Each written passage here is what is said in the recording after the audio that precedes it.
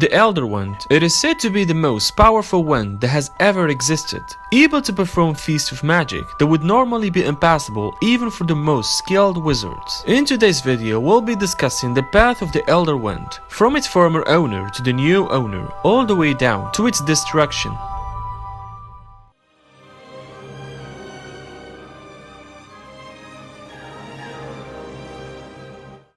The brother ENIAC didn't possess the Elder Wand for very long. After killing a rival wizard in a duel shortly after creating the wand, ENIAC was murdered in his sleep that night, and another wizard took possession of the wand. Over time, this powerful and mysterious wand passed through various hands, usually by violent means. Many owners were killed by their successors in a desire for power, and over time it was well known that murder is necessary in order to gain mastery of the Elder Wand. The wand was passed through many wizards after ENIAC Peveril, until at one point during the 19th century, the Elder Wand came into the possession of wand maker Mikhail Grigorovich. Upon realizing that it was the most powerful wand in existence, Grigorovich spent many years experimenting to try and duplicate his powers. Sometime between 1899 and 1926, Grigorovich ran inside his workshop and saw that someone had taken the wand, a blonde-haired young man who promptly shot a stunning spell at Grigorovich to acquire mastery of the wand before jumping out of the window.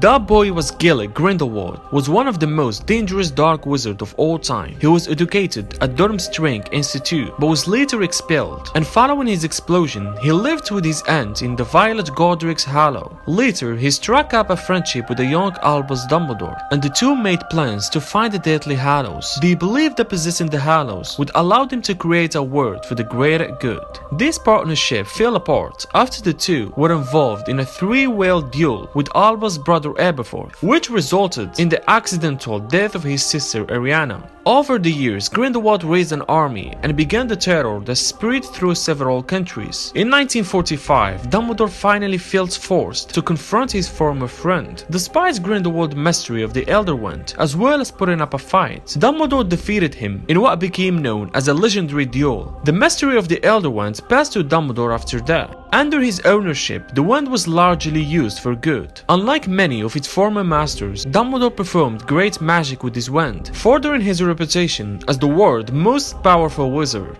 In 1997, when Dumbledore and Harry returned from the cave to Hogwarts after searching for one of Voldemort's Horcruxes, the Death Eaters had found a way to get into Hogwarts. When Draco Malfoy arrived, he disarmed Dumbledore. The wand flew from Dumbledore's hands over the ground. After Draco hesitated in attempting the murder, Snape appeared and performed the killing curse on Dumbledore himself. Since Dumbledore was disarmed and was defeated by Draco, Malfoy thus became the next master of the Elder Wand. He managed to own the mastery of the wand without killing its previous master, same way as Dumbledore did with Grindelwald. The wand was later put in Dumbledore's grave after his death, but in Malfoy manner, Harry had taken Draco's wand by force and defeated him, making Harry the new master of the Elder Wand. Later on, Voldemort came to know of the Elder Wand's existence. Upon hearing the wand's legendary powers, he sought its mastery in order to secure his desire as the ultimate wizard in the world, which he believed would make him invincible. Voldemort broke into Dumbledore's grave and took the wand, which he had been buried with its former master. However, Voldemort didn't know at all that Dumbledore had been disarmed by Draco. After he realized the wand was not living up to its full potential, he believed that Snape was the true owner of the wand, not taking into account the fact that Draco had disarmed Dumbledore before Snape killed him. As a result, Voldemort got his snake and Horcrux Nagini to murder Snape.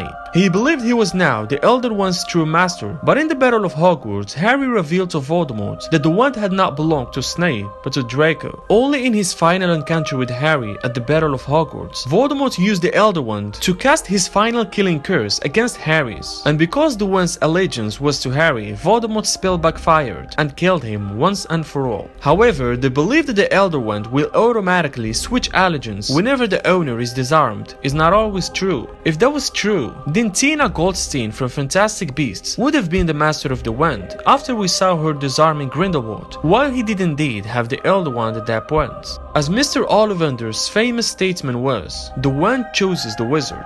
But anyway, the Elder One's path was as follows. In the movie, Harry broke the wand into half and threw it away, believing it will never be found and no one will ever use it again. But in the books, Harry told Dumbledore's portrait that he would place the Elder Wand back in Dumbledore's grave, and when Harry died a natural death, the wand's power would be broken as Dumbledore had intended.